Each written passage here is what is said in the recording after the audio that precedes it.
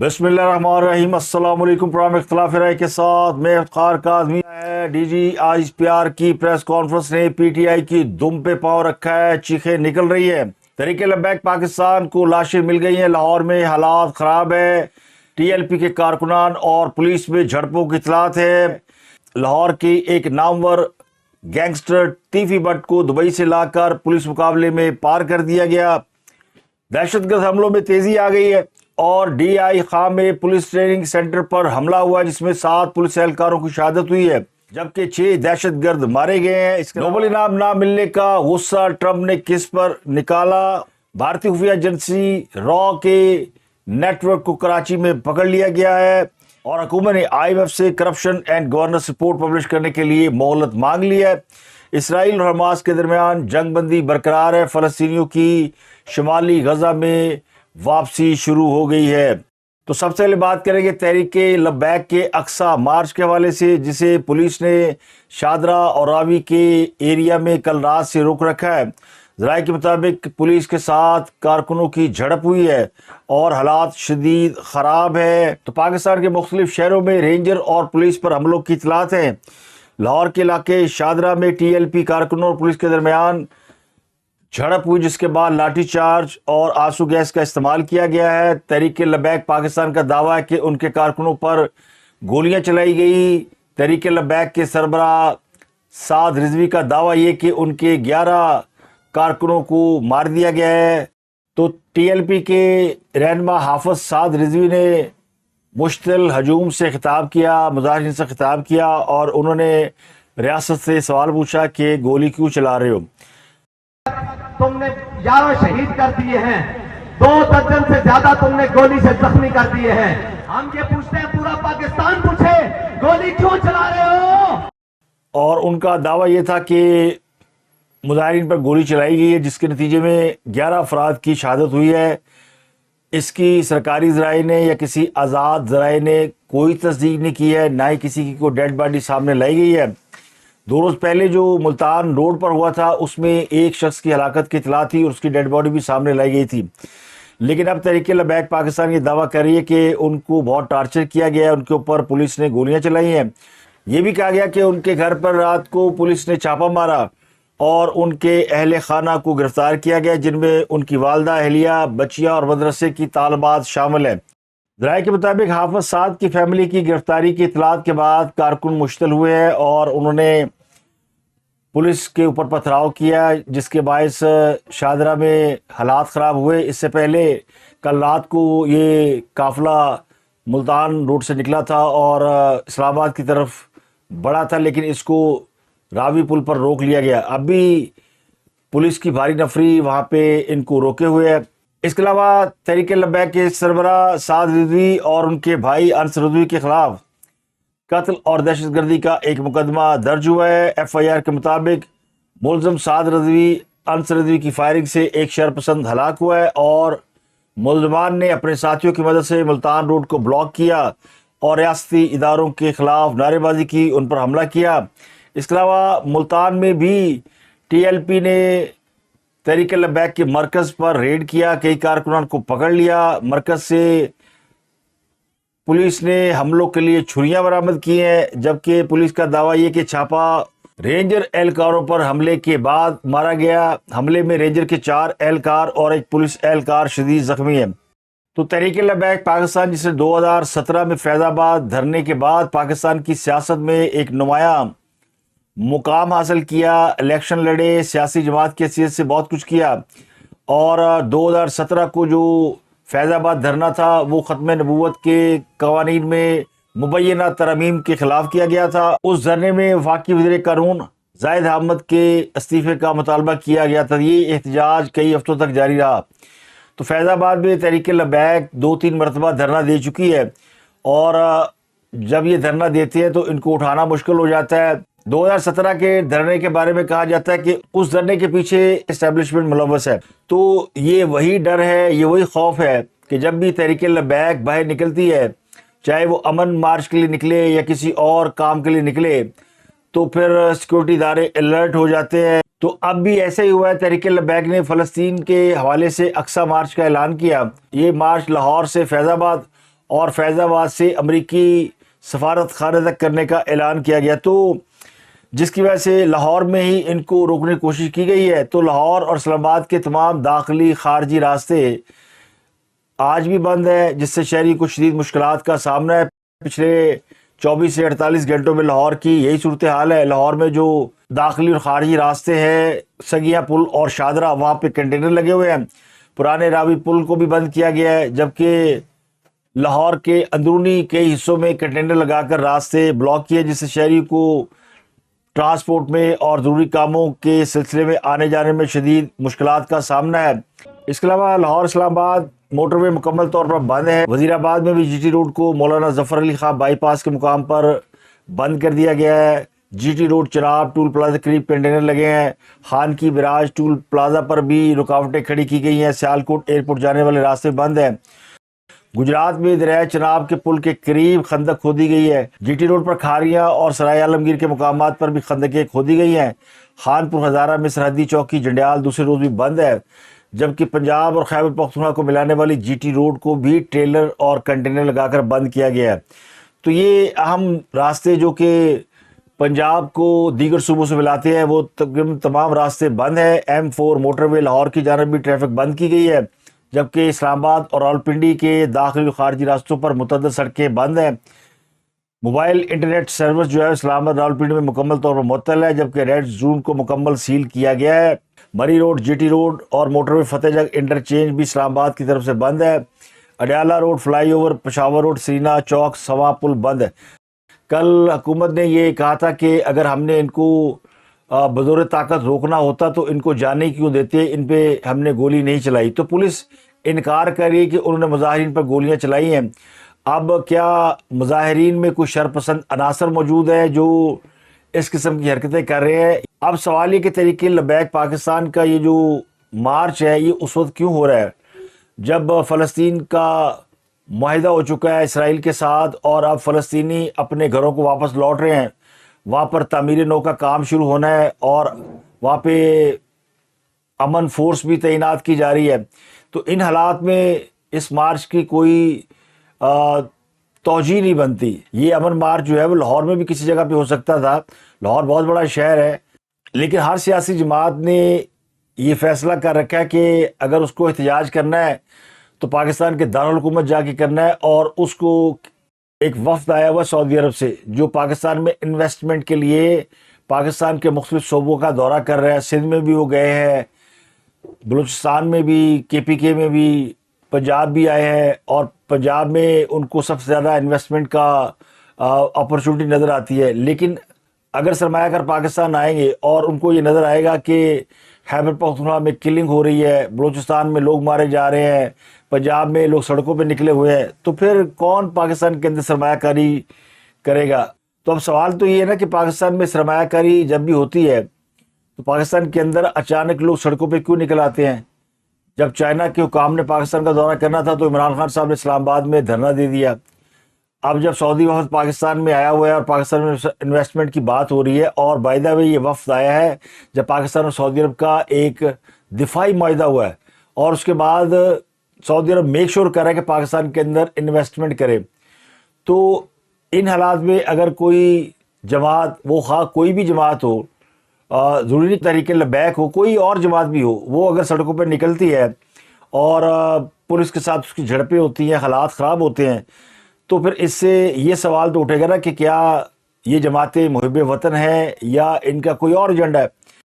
اب پاکستان کے اندر یہ بڑا آسان ہے کہ آپ ریاست کے اوپر، حکومت کے اوپر یہ الزام لگا دیں کہ انہوں نے گولی چلائی اور ان کے لوگ مارے گئے، اور یہ الزام جو ہے ریاست کے اوپر بڑی آسانی سے چسپاں بھی ہو جاتا ہے، کیونکہ ریاست اس طاقت کے ساتھ میدان میں اتری ہوتی ہے جس کے پاس گولی چلانے کا اختیار ہوتا ہے۔ تو یہ بڑے نازک حالات ہیں، لیکن جو سمجھانے والے ہیں وہ ہی ان کو سمجھا سکتے ہیں، وہ اس بار انہیں کیوں نہیں سمجھا رہے، یہ بڑا اہم سوال ہے۔ کوئی بڑا تصادم بھی ہو سکتا ہے، اگر حالات پر قابو نہ پایا گیا یا مذاکرات کی کوئی راہ نہ نکلی تو صورتحال ہاتھ سے نکل سکتی ہے۔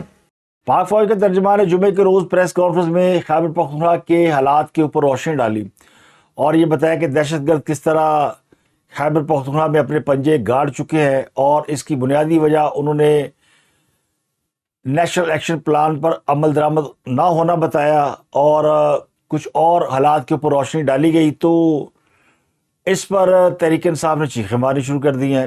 تو پی ٹی آئی کہہ رہی ہے کہ فوج ہم سے یہ کہہ رہی ہے کہ دہشت گردوں کو ہمارے حوالے کر دو۔ کون سا دہشت گرد ہمارے پاس ہے جو ہم ان کے حوالے کر دیں؟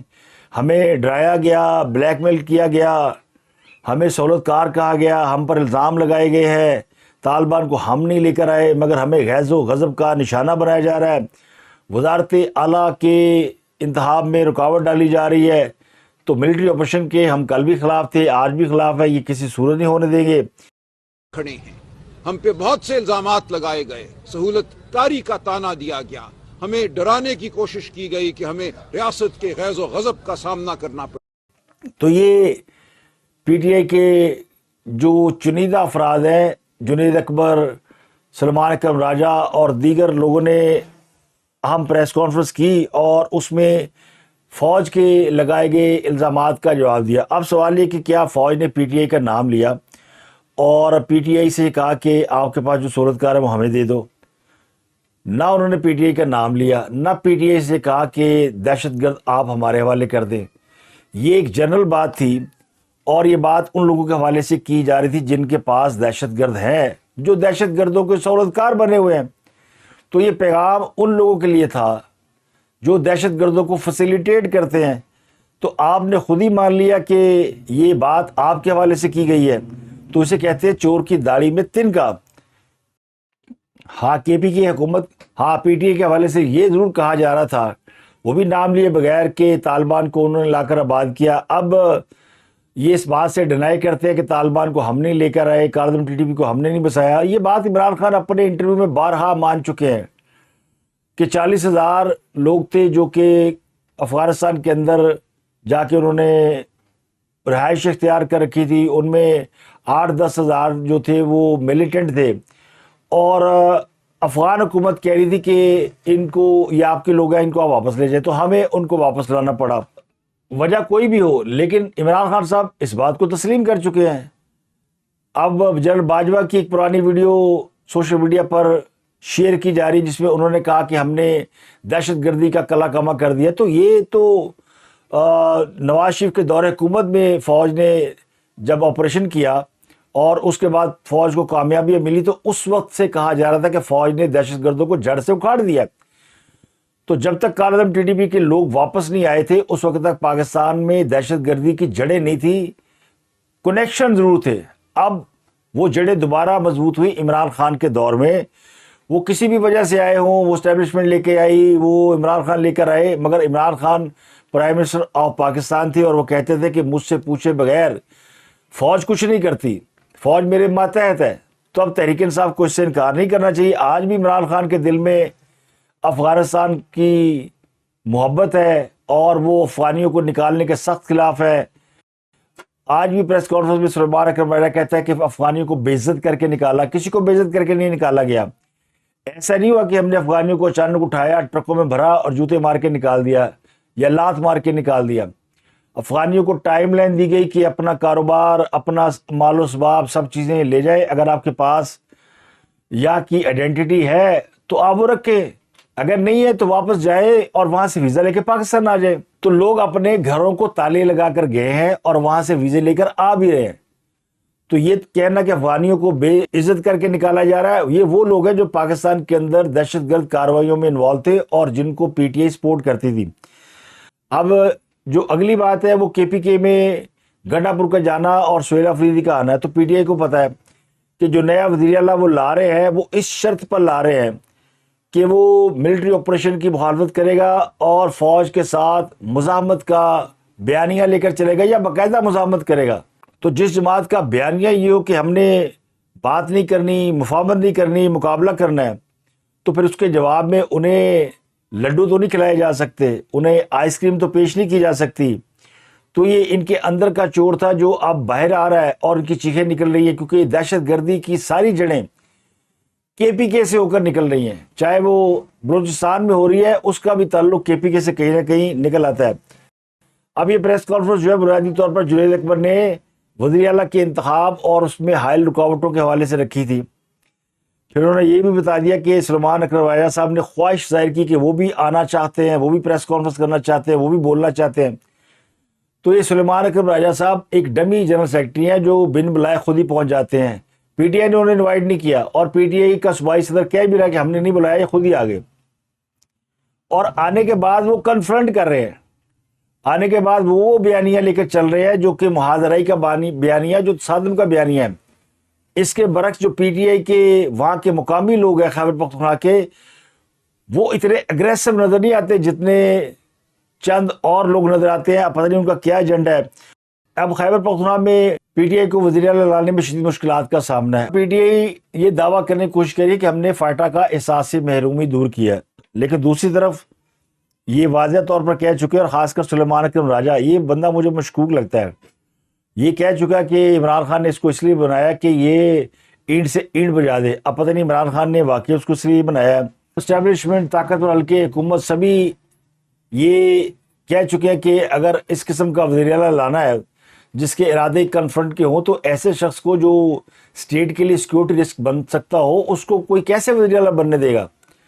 تو پی ٹی آئی اس کو وزیر اعلیٰ بنانے کے لیے زور لگا رہی ہے، جبکہ باقی تمام لوگ جو ہیں وہ اس کے مخالف کھڑے ہیں. حتیٰ کہ پرویز رشید جیسے جمہوریت پسند بھی مخالفت کر رہے ہیں، اور وہ کہہ رہے ہیں کہ یہ افغانستان کے ساتھ انیکسس کے لیے یہ سب کچھ کیا جا رہا ہے. تو ظاہر ہے جو محب وطن پاکستانی ہے وہ سب فکر مند ہے کہ کہیں ایسا شخص کے پی کے کا وزیر اعلیٰ نہ بن جائے جس کے بارے میں کہا جاتا ہے کہ وہ کونسلر بھی نہیں بنا، کبھی پاکستان کے لیے نقصان دہ ثابت ہو سکتا ہے. اب مجھے لگتا ہے کہ عمران خان نے سہیل افریدی کو شاہد افریدی سمجھ کر میدان میں اتارا ہے. افریدی جو ہے یہ چل گئے تو ٹھیک، ورنہ تو میرا خیال ہے کہ ان کو نامنیٹ کر کے عمران خان نے ایک تو پارٹی کے اوپر اپنی گرفت جو ہے وہ ثابت کی ہے کہ فیصلے انہی کے چل رہے ہیں. باہر بھلے بے شک بہت سے لوگ جو ہے وہ بہت کچھ کر رہے ہیں، لیکن کوئی بھی عمران خان کے دائرہ اختیار سے باہر نہیں جا پا رہا. ہاں سب کی پارٹی کے اوپر گرفت نہیں ہے، لیکن پارٹی کے کارکنوں کے اوپر ان کی پوری گرفت ہے. اب دوسری طرف وزیر اعلیٰ کے پی کے انتخاب کے لیے ضروری ہے کہ علی مین گنڈا پور کا استعفیٰ منظور ہو. تو پہلے کہا جا رہا تھا کہ استعفیٰ ملا ہی نہیں. اب کوئی صاحب ان کا استعفیٰ دستی لے کے گئے ہیں گورنر ہاؤس، ان کے ہاتھ سے لکھوا کر، اور اس سے ریسیونگ کرا لی گئی ہے. ورنہ اس سے پہلے تحریک انصاف یہ پلان کر رہی تھی کہ اجلاس بلا کے تحریک عدم اعتماد پیش کی جائے اور پھر وزیر اعلیٰ کو ہٹا دیا جائے.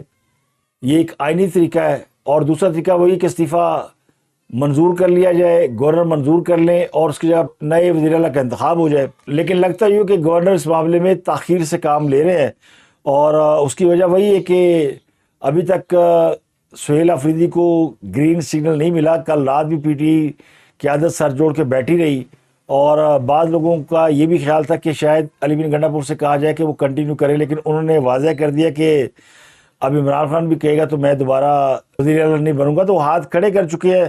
اب ایک اور بڑی خبر ہے جی، وہ لاہور انڈر ورلڈ کا ڈان تیفی بٹ مارا گیا ہے. اب جو لوگ لاہور سے تعلق نہیں رکھتے، لاہور کے باہر رہتے ہیں، ان کو شاید اتنا علم نہیں ہوگا تیفی بٹ کون ہے. تیفی بٹ جو ہے وہ انڈر ورلڈ کا ایک ڈان تھا لاہور کے اندر. ٹاپ 10 کے نام سے ایک زمانے میں انڈر ورلڈ کے 8-10 لوگ تھے جو کہ قبضے گروپ، قتل و غارت ایک زمانے بہت ہوتی رہی ہے. اور پنجاب کے اندر خاص کر لاہور میں بہت سے انکاؤنٹر ہوئے جن کے ذریعے یہ سارے مافیا ڈان جو ہے انجام کو پہنچائے گئے. اب کچھ لوگ رہ گئے تھے جو پاکستان میں بیٹھ کر اور پاکستان سے باہر بیٹھ کر اپنے نیٹ ورک چلا رہے تھے. ان میں ایک تیفی بٹ شامل تھے. تیفی بٹ جو ہے وہ لاہور کے ایک تاجر ہے حاجی مقصود بٹ، ان کے عزیز ہیں. گوگی بٹ، تیفی بٹ بھائی ہیں یا عزیز ہیں. ان کا لاہور میں بڑا دبدبہ تھا. یہ ایسے ہی سمجھ لیں کہ جیسے بامبے میں داؤد ابراہیم تھا یا کوئی اور اس لیول کا. تو ہر بڑا شہر جہاں پہ معیشت بڑی سٹرانگ ہوتی ہے یا وہ شہر ترقی کر رہا ہوتا ہے یا کر چکا ہوتا ہے، تو وہاں پہ زیر زمین دنیا میں کچھ ایسے جرائم پیشہ افراد اپنا نیٹ ورک بنا لیتے ہیں جو جائز طریقے سے یا ناجائز طریقے سے کمانے والوں سے اپنا حصہ وصول کرتے ہیں.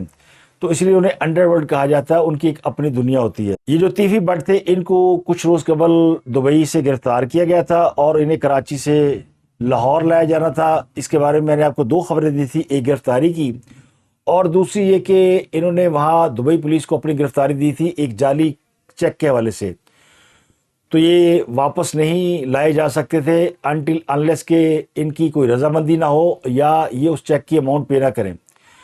تو میرے ذرائع بتاتے ہیں کہ باقاعدہ تیفی بٹ کو ان کی رضامندی سے واپس لایا گیا، کیونکہ پولیس نے ان کو یقین دلایا تھا کہ گوگی بٹ پاکستان میں موجود ہے، جو اسی مقدمے میں برابر کا شریک ملزم ہے، اس کو عدالت نے عبوری ضمانت دے دی ہے کیونکہ وہ پیش ہو گیا۔ تو آپ کو بھی ہم لے جاتے ہیں لاہور اور آپ کو بھی عدالت کے سامنے پیش کریں گے تو آپ کی عبوری ضمانت ہو جائے گی۔